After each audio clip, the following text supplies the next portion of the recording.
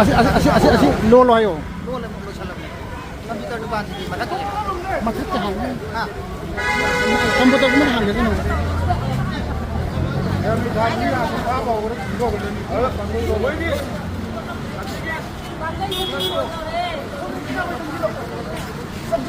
ꯆꯪꯉꯣ ꯗꯨꯀꯥꯟꯁꯤꯡꯗꯣ ꯂꯣꯜꯂꯣ ꯍꯥꯏꯌꯣꯕ ꯒꯥꯔꯤ ꯑꯃꯗꯤ ꯆꯠꯆꯈꯤꯁꯤꯅ ꯍꯣꯔꯦꯟ ꯀꯣꯟꯅ ꯇꯧꯁꯦꯕ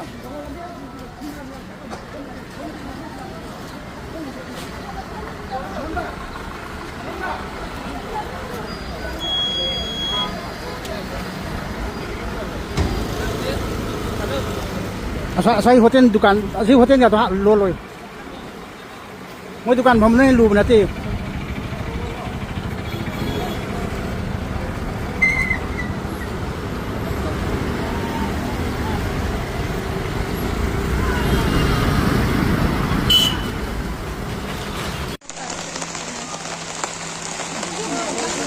사절로 모양 पुलिस स्टेशन के उमंग मैथारी कन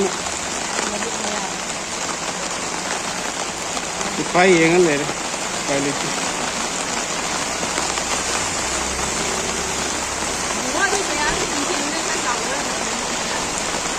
पुलप मानरगा अमतंग यादे हायबदो मुक्ति टेररिस्ट नि मसक्ता यादे हायबदो अमतंग खगनसे मयम अखोय सिदा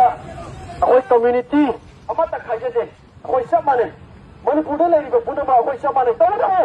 मुक्तिदा को टेररिस्ट नि अखोय यादे हायबदो अमतंग हो खगनसे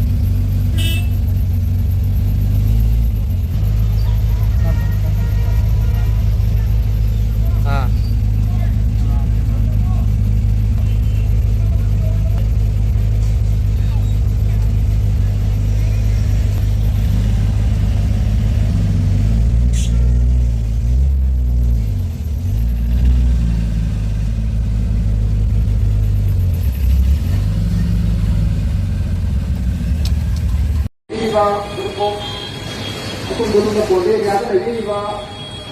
bisnes to kini ba dukan to kini ba pai to impam da kauk la teri matu de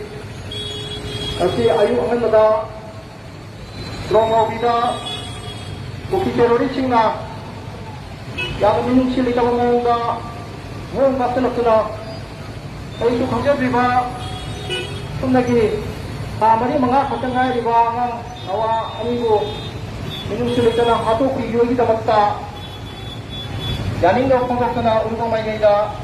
protest of jagan ni mara masina ay kung daw lagi ni basina na using na to kung magsina repeat na Police station daw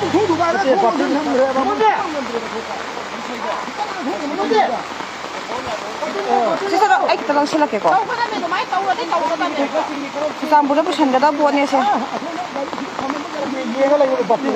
Tulo mo siya patabab na si oil pump Oil pump na oil ba siya Garisu okum marisu ri May siyam kan na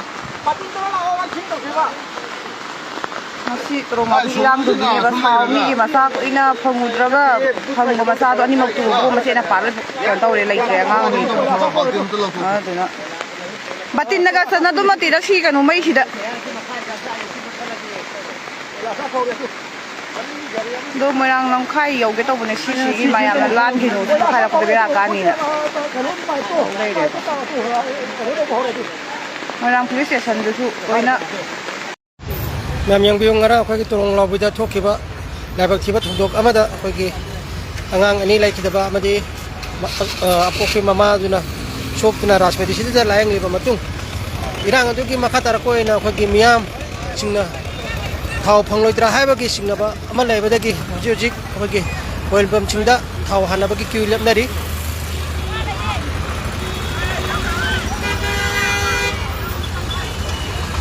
yang sih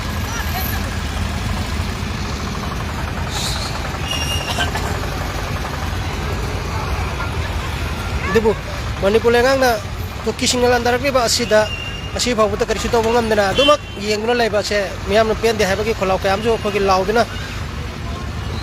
tongan tongan be agitation kayam sangke la baju asi babu to Manipur ki irang di lepalai dena dumak chathari adebu yung gi chathok chasin tau deba ya deba ching mioi sing na khogi thau phangloi dra ha bagi oil pump sing da kiu sang na lepagi Hojik lejeri bang perform si moirang lamkhai dani loinamok shutdown ban togre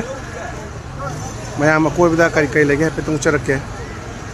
somna chuchang ko chakhi bai lambi duni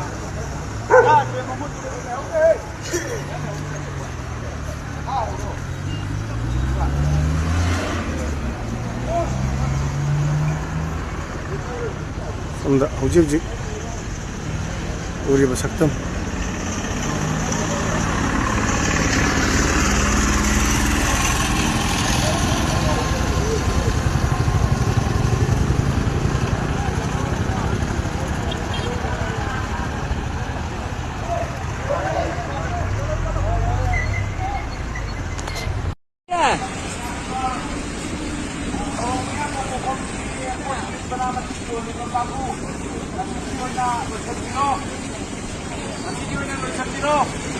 Kita nak kilo. Nomai bom kapsil la padagi nikam prada siguna maro baraga sirum laga photo asi janinge hai to photo ko ina asi akoi khudak tagi mafam khudimakta Manipur gi tapaki mafam khudimakta ban tawba blockade tawba nungai taba photo ko hauke duna akoi sirum prada gi area da leiba mafam bhati ba walk nakata khaba ka pakti lakoi kaina Garagati nasigi oina thogan bikro koi auto se thogan bikro dukan singjo bonglo chen biro aduga kaya ga nama sing kai kai bikro asigi nama sing sikadok chen bikro aduga koina sigum laba isi bina sigum lungai tawa thudok koina koina lok pujai area ke koi da kami ba dukan kami ba nama sing jor biri ba amati parking da lebiri ba auto sing kasi di oina tambiro haidra ko yung pagkakita parking lagi haidari wala sa sapro dito sapro sudah kari sapro ako na sing sapro no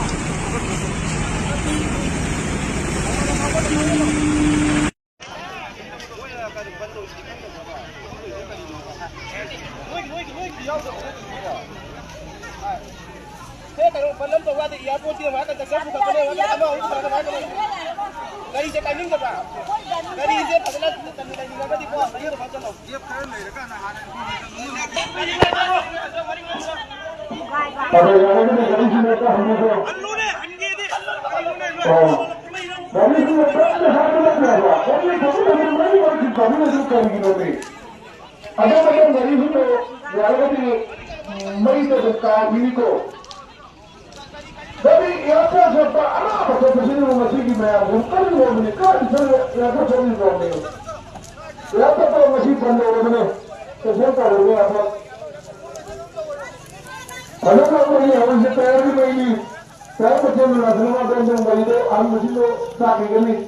Ada masih tu orang tak kerja tak. Ini tu kambira harga. Kari maramgi singgi bana kari maramgi ngasi ki khongang ngasi tangjan lime aigado kitang khanda bi araga lakini bagi maram ado मैं अंदर से नहीं दिए अना लाएंगे मेरे तमाम खाता सबक करेगा दी मतलब ये दमता है सुंदर सुंदर खाना नहीं दे रहे आएगा Asli uktu je kai dum lithok mandra. Salanda adu adagani adu netrega di aku nak tahu ni bersama sudah akan mana Bangsa lepas tarik di madu dapat apa tarik pun mereka sana sudah kada ni hai dah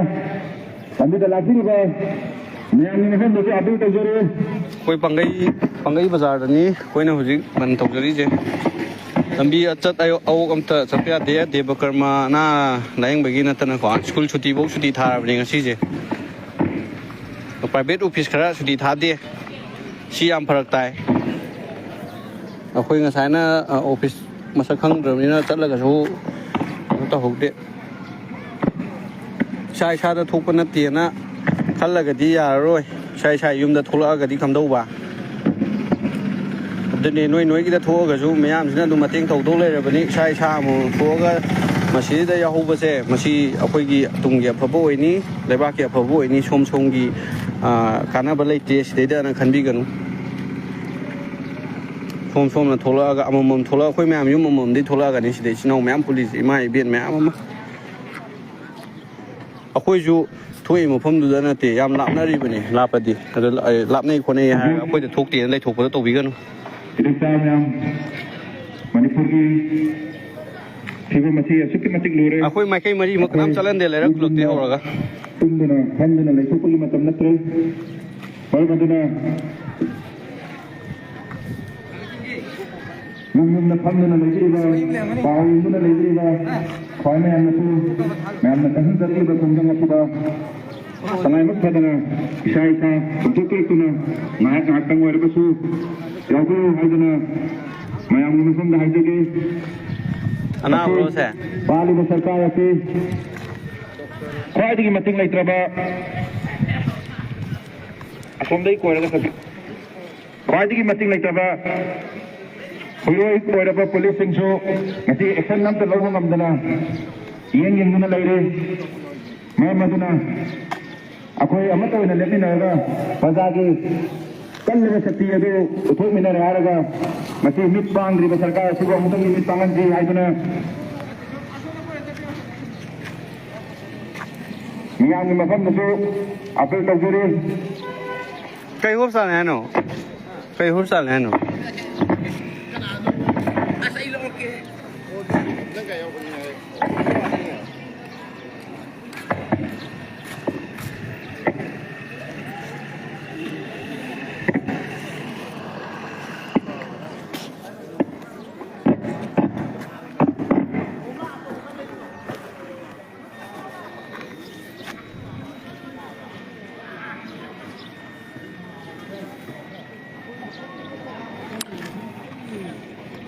बाजार मनुंग केम तौदे हाइबसिनि थमोइसि काइरिसि अखोय सोमदि तौनिये अदु बाजार मनुंग हाइतारेने आइना उरिबो केम तौद्रिबा हंगुनो तौदि अना हाइरे मालोनु ngari kha tau ho male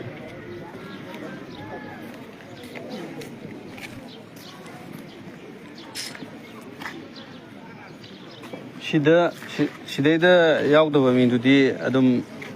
मोय थोलकपदा अखोय तासनरोइदमनि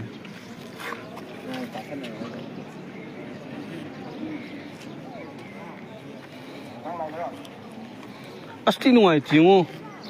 आंग मसादो आदि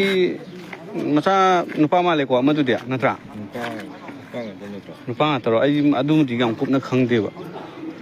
नुवाइतिबा मोयगी बोम palm था अदुगा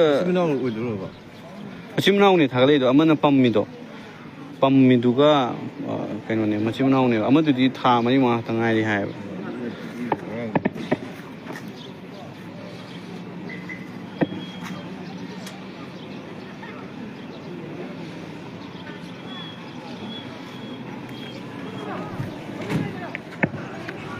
गाड़ी में थोजन लेजिबो अंत पाव अमता हंगबिरगा थोजन बियो अंगाने खंगदना ꯈꯨꯠ ꯅꯨꯡ ꯌꯥꯎꯅꯔꯛꯑꯗꯤ ꯅꯨꯡꯉꯥꯏꯇꯦꯕ ꯑꯗꯨꯒꯤ ꯊꯕꯛꯇꯣ ꯈꯤꯇꯪ ꯂꯥꯞꯄꯤꯉꯩꯗ ꯈꯥꯝꯃꯒ ꯀꯨꯝꯊꯔꯒ ꯍꯪꯕꯤꯌꯣ ꯀꯔꯤ ꯃꯔꯝ ꯂꯩꯕꯅꯣ ꯀꯔꯤ ꯇꯧꯕꯅꯣ ꯍꯥꯏꯕꯗꯣ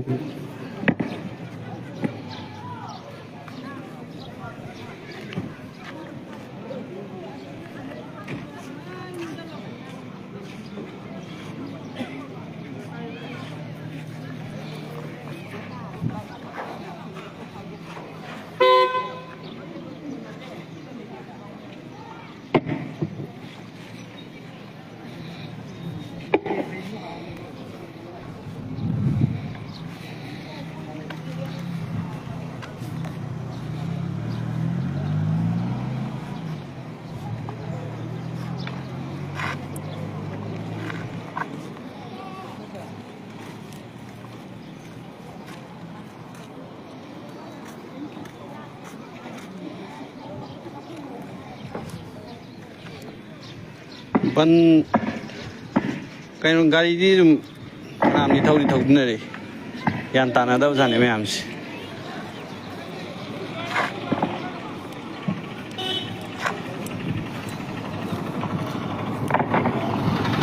ꯁ꯭ꯀꯨꯜꯒꯤ ꯑꯉꯥꯡ